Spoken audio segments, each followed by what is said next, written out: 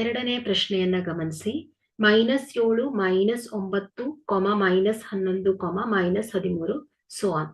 ಈ ಸಮಾಂತರ ಶ್ರೇಣಿಯ ಸಾಮಾನ್ಯ ವ್ಯತ್ಯಾಸ.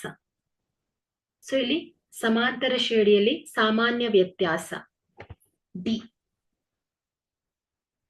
ಅಂದ್ರೆ ಯಾವುದೇ ಪದ ಮತ್ತು ಅದರ ಹಿಂದಿನ ಪದದ ನಡುವಿನ ವ್ಯತ್ಯಾಸ ಅಂತ ಆಗತ್ತೆ.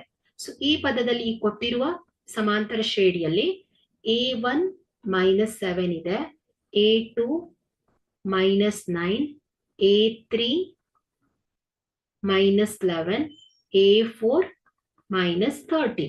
ಓಕೆ, ಸೊ ಈಗ ನಾವು ಸಾಮಾನ್ಯ ವ್ಯತ್ಯಾಸವನ್ನ ಕಂಡುಹಿಡಿಯಲು ಏನ್ ಮಾಡ್ತೇವೆ, ಎರಡನೆಯ ಪದದಿಂದ ಮೊದಲನೆಯ ಪದವನ್ನ ಕಳಿಬೇಕು. ಸೊ ಇದೇನಾಗತ್ತೆ ನೋಡಿ, ಟಿ A2 -A1 ಎಷ್ಟು ಬರುತ್ತೆ, -9 -7 is equal to -9 + 7 ಆಗತ್ತೆ. ಸೊ -2 ಬಂತು ವ್ಯತ್ಯಾಸ. ಅದೇ ರೀತಿ A3 -A2 ಅನ್ನ ಮಾಡಿ,